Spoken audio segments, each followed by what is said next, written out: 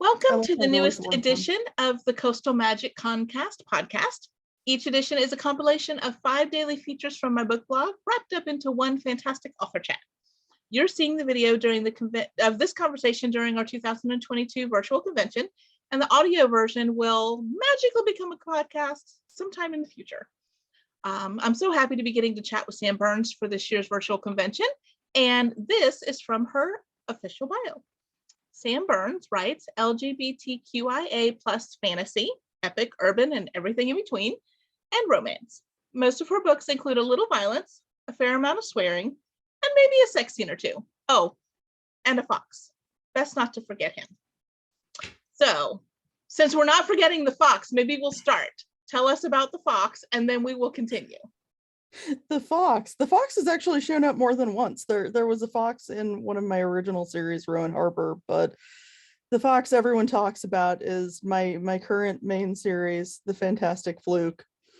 The main character has a fox familiar, and I think he's pretty much everyone's favorite character that I've ever written. Fluke. I mean, the book's named after him, of course. Yeah. Everybody wants him, really. Just Sage Yeah. is sort of, the guy in the background that everybody's like, okay, him too, I guess. Yeah. I have heard this about our fox friend. A time or two, maybe. Okay, so as I said in the introduction, we are doing these things virtually because we cannot be together, unfortunately, for Coastal Magic for this year, but we are doing the online thing so we can still chat and still have a good time. And I have stolen from myself all of these features, all the things we're going to talk about come from my book blog. I don't mind, so it's okay. So we'll start with one topic and we'll move through each one. And essentially these are the different days of the week on the blog. So on Mondays, we do Words and Music Monday. And that's a chance for you to talk about if you listen to music while you write, if you have musical inspirations, if you have character theme songs or book playlists or any of that kind of stuff, or if you don't use music at all, then that's fine too. What kind of music do you listen to? So how does music play into your stories? I am a huge music person. Way back when iTunes had like a running tally of you have this many days of music, I had like weeks of music collected on my iPod. God, it's been years since I even had an iPod. But anyway, usually I'll have a playlist for a series. Sometimes I just listen to the same album over and over for a song. Right. It's not even as far as like the Kismet series. I think all the chapters in the whole series, each one is named after a song. Nice. Very cool. Now, do you share the playlist or is it just something you use for your own benefit? I do sometimes. It depends on whether I think, anybody's going to get anything out of them. Like the answer is yes. Yes. We always get something out of them. There are those of us, if there's a playlist, we want it. We want it. Oh, by the way, we want it. Fair enough. I had one that I actually shared with some friends when I was writing. I was writing a Western like 2 years ago now. And it's all this music from my childhood, like 1970s and 80s outlaw country. Which is good. I love it still, but I had more than one friend who was like, why would you torture yourself listening to this? And I was like, Johnny Cash is not torture. Don't make me come for you. Exactly. I think you need new friends. I'm just saying, maybe. So yeah, I will often, and I still have that playlist because, I still write. Gideon, the love interest in my main series, is a used to be undead gunslinger, so it still get that feel now and then. Yeah. Well, I like the idea of being able to access the music that is the inspiration for the different characters or the different scenes and things like that. So if you ever have a question about whether or not anybody would want to see it, I'll answer that for you now, and the answer is yes. So, well, then I will put more work into sharing them. I think that is fantastic. Okay, so going from Words and Music Monday into Top 10 Tuesday, that's a chance to basically just share a top 10 list. It can be about you, it can be about the books, it can be about something random, it can be things that make you smile or something you've learned or whatever. So what 10 things would you like to share with us? Mine feels like a random one because, well, I grew up in the Navy, and so I lived in a lot of places.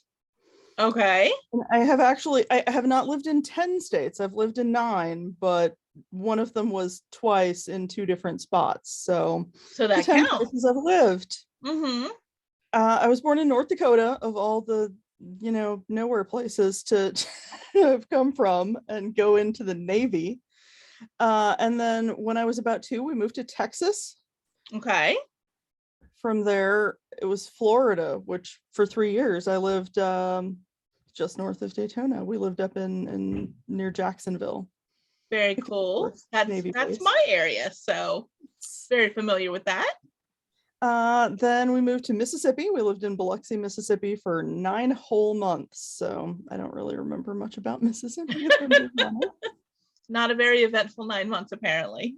Not so much. I mean, I was in like the 3rd grade, I think. Yeah. And then from there, we went to Los Angeles, California. Nice. Very cool. And then 2 years later, all the way back across the country to Virginia, which honestly is still one of my favorite places in the world. Oh, cool. That's nice. And 3 years in Virginia, we moved to Maine, another place we lived a whole like 9 months. That's the Navy. You're going to stay there 9 months. And from Maine, it was San Diego, California. So just like crisscrossing the country. Bouncing you back and forth. Mm-hmm. And then my stepfather retired and we moved to Las Vegas, of all weird places. That's cool. But that's cool. It was an interesting place to live. I would not go back there. But really? There's like water shortage issues. Oh, gotcha. It's really expensive place to live. Plus it's like living in an oven. It's like 120 degrees some days. Yeah, that's a lot. It's not a choice coming from a Floridian. Yeah. And then I got married and we moved back to his hometown in Iowa, which is very weird and uncomfortable. I've been here almost 20 years now and I have not seen the ocean in all that time. So what? My friends and I are still going down to Daytona next week because I already had the plane tickets and all, and we're gonna rent a house and I'm going to see the beach for the first time in 20 years. Wow. I am a native Floridian and I don't think I could make it anywhere even remotely close to that long without being near a beach. It's been really hard. I'm such an ocean person and being away from it is not good. Right. Well, you said Virginia was one of your favorite places. Why? What made Virginia one of your favorite places to live? It's one of those happy medium places because it's not like freezing to death in the winter. So there's not like 3 feet of snow every year. Right. Which Iowa, we get down to -40 some days, and that's just not a way to live. That is just wrong. Those are words that should not be in a sentence together. Right? And it's also really green. And I would have a hard time living without the ocean, but also I really love being next to somewhere that I can just, wander into the woods. Yeah. That's cool. And that was the one place that I lived that it was like, it's got a decent temperature most of the year. It doesn't have tornadoes. Yeah, Iowa again. Yeah. Jackpot, Iowa, tornadoes, 3 feet of snow a year. I do like it. Iowa's a lovely place. It's just not where I want to stay for the rest of my life. Right. All right. Well, moving away from Iowa, we will go to WWW Wednesday, which is basically just a chance to talk about something that you saw online recently that either caught your attention, it taught you something you didn't know, it made you laugh, made you go look up something. What have you seen recently online that stuck with you? Some friends of mine just this morning in an author chat were talking about this story from one of those random news sites where they give you feel good stories. It was about a cat who basically discovered that there was a secret room in the house where this guy lived, because the cat started disappearing, and he was just like, where did the cat go? I haven't seen it in a long time. So Uh-huh. they figured out that the cat had found an extra spot in the house because it could Wow. climb, into places that the humans couldn't get. So Right. then we started all sharing stories about, secret hidden rooms in various places and That's stories that we'd seen about crazy. that. And of course, my immediate reaction to that is always, I really want a secret hidden room in my house. Like Absolutely. I think a bookcase you can open up. that's the universal response, I'm pretty sure, to that topic of conversation is, I want that.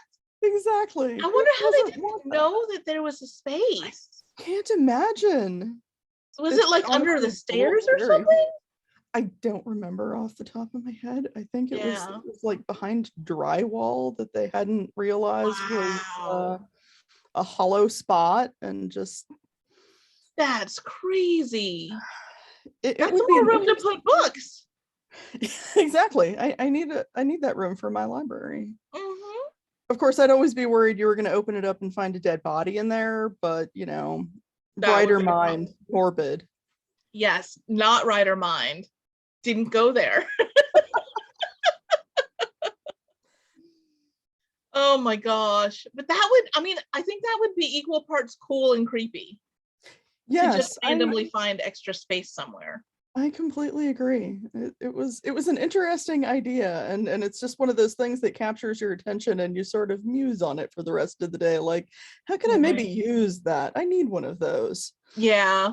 And I love that it wasn't just an article, it was an article and then an ongoing conversation. That just makes it so much better. Now I feel like I need to go looking at every corner and crack and crevice in my house to make sure that there's not some place there that I didn't realize was there. It would That's be an amazing. interesting find. That's amazing. Oh my gosh. Okay. So moving on from Wednesday into Thursday, we go into Thursday reviews. And obviously, readers love to read, writers love to write. We both read as well. So what have you read lately that you really loved, or what is on your TBR list if you haven't had a chance to catch anything recently? This is kind of both. I've been recommending around recently the first book in a series by Kai Butler, the Santa Mauro investigation series. The first book was called Wormwood Summer, and I Okay. read it late last year and was recommending it to everyone. Only, there are, I believe, 4 books in the series now. Okay. They're also narrated. I think the first 3 are available on audio by Greg Boudreau or Greg Tremblay, whichever he's going by for this series. Right. And he's one of my favorite narrators, probably my favorite, in fact. Very So, cool. It's always nice when that works out that way. exactly. And now that I have a little more time, I'm going to jump into the rest of those, since the first one was really very good. So Yeah. Very cool. So what it sounds like, maybe is it a cozy mystery or a straight up detective mystery? it is. It's not quite a cozy mystery because for some reason as a genre doesn't really have that much of a spot for cozy, says the woman who wrote cozy mysteries in the genre. But anyway, it's definitely much more detective mystery, and Gotcha. it's paranormal because that's my thing. Yeah. If Yeah. it doesn't have magic in it, what's the point, right? Yeah. I always tell people that I get enough reality in my reality. I don't want it in my entertainment. Yes, exactly. Mhm. I don't need to read about people paying the bills because I do plenty of that every day. Well, I have lessened my stance on that, loosened my stance on that a little bit. I do enjoy some contemporary now, more than I used to, but I still, my go-to is still has some kind of magic involved. My first series was contemporary, but then I switched over to magic, and it's just like I live there now. That's kind of Yeah, awesome. not a bad place to live. Not a bad place Indeed. to live. It even has beaches, I'm told. Which is the important part, really. Right, right. See, that's what you need to write about, is a magic beach. That is a good idea, I know. actually. See, I'll now have your trip to to, Florida can be a research trip, that is fair, actually. We were in right? Orlando a few years back and did not make it to the beach because we didn't have a car. We were just there. Mm-hmm. And I ended up using a lot of what we did there as research for a contemporary series under a different pen name. I don't know what you're talking about.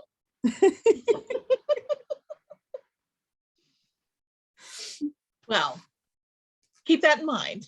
Could I be will. potential fodder for a new series. I'm just saying, it's a thing that could happen. That is fair. All right. And then our Friday chats feature is basically a chance for you to talk about anything you want to. Most of the time that involves whatever you've had come out recently, anything that you knew that you're working on, plans for the future, appearances that you're going to be making sometime in the future, anything else that you want to share about what's going on with you. So what do we got to look forward to? Well, I was so very clever. I was like, when will I put out my next book? Let's put it out the middle of Coastal Magic. So next week, in fact, is when my next book comes out. And first of all, that's a terrible idea. Never put a book out in the middle of a conference because you're going to be distracted the whole time. But then, of course, that meant that I was coming down to the wire on finishing it and editing it and getting all of that work done. It's the fourth book in my Fluke series, so lots of title foxy is shenanigans. It is Fluke and the Frontier Farce. Because okay. I need more alliteration in my life, apparently, just to make myself trip over my tongue. I should have known going into it. You're going to have to name 5 books with just all these F's. How are you going to manage that? But I have no doubt in my mind that you will make it work beautifully. it just took some time and some trading in and out of various ideas. But well, that yeah, worked. this one, it's cool to have it come out during the convention though, because then we can help you celebrate. That is fair. But you know, it's down to the wire and it's finally done. I actually put the very last touches on it earlier this week, and it's ready and set to go, and nice. People have arcs and it's out of my hands. Very cool. So pre-orders are happening and people are getting ready, and very nice. Very and for the first time in 3 weeks, I've actually been able to like let my brain start to cool down a little bit. I like it. Speaking of pre-orders, you did do a pre-order form that is available. So if you guys are watching this, you still have time to do the pre-order that is on the in the event. And I'll go ahead and put a link to that underneath the post for this so that you guys can get to it easier. Just to be on the safe side, make sure everybody knows that that's still an option. Okay. All right. Anything else going on? Do you have any other appearances happening anytime this year, or any new things happening later in the year? Any new releases coming out? I usually go to GRL, Gay Romance Literature, in October, and that'll be in Virginia this year. So not going to complain about that. Yes. Actually, it's going to be in Virginia the next few years. So I will probably be there unless, you know, something happens in the meantime to keep me away. Right. Go away. Anyway, I am actually, like I said before, I'm going to be in Daytona or somewhere nearby next week, but you know, that's mostly turned into a writer retreat. Which is currently this week, considering we're recording this early and it's going to air during the convention. So she's here now. I'm in Florida right now. It's kind of awesome. Not like, you know, Iowa where it's 15 degrees outside. I don't know. It looks very sunny and happy from where I'm sitting right now. Yes. It looks like lovely, you're having a grand old time by the beach. Indeed. There you go. There you go. All right, my dear. So if anybody would like to find out more information about you, where should they look? Do you have social media? Do you have a website? What's the best way to get a hold of you? The best way is going to be at burnswrites.com. So just my last name, writes.com, because I have social media. I'm on Facebook as Sam Burns. I'm on Twitter as Sam Burns. I'm on Instagram as Sam Burns. But I'm really trying to cut back on the amount of time I spend on all those places. Gotcha. I fell into a cycle of spending like 6 hours a day on social media and not writing my words. So that is not a good idea. Yes, no, you have to actually write the words if you're going to be a writer, not so much just hang out on Facebook. The words that you type on Facebook posts and Twitter account or Twitter tweets do not count in your word count. Sadly, Just no, in they case you don't. were wondering. I Okay. have 500,000 words left to write this year. I don't have time to be messing with Facebook words. So 500,000 words left to write. So what are those 500,000 words going to go to? Oh gosh, well, I've got one fluke book left. Okay. The last one in the series. Woo. Woo. And then I'm doing a retelling of Frankenstein for around Halloween of this year, hopefully. Nice. Looking forward to that. And then also a brick of a story that is, I don't want to call it a retelling. It's not. I've basically taken Celtic mythology and clipped out all the parts that I liked and sort of smushed them together. I am a fan of that. And so I'm going to rewrite, recreate the myth of Nuada Silverhand. He was an ancient king of Ireland in mythology. So Wow, very cool. That's gonna be neat. I am looking forward to it. It's my next solo project. So I like it. I like it. Very can't wait to cool. get started. Excellent. Well, I am excited for all of those things to happen.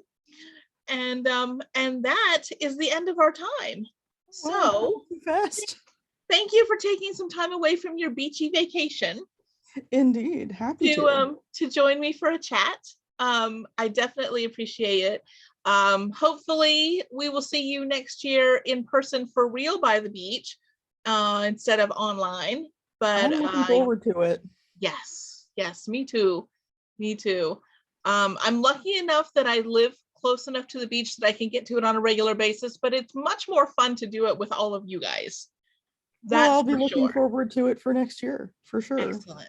Sounds like a plan. All right. Well, thank you so much. And we will put links to things that you need in the comments underneath so you guys can get to everything that you need. And then we'll catch you during some of your other panels and whatnots. Thank you so much. Thank you. See you later. Bye, guys.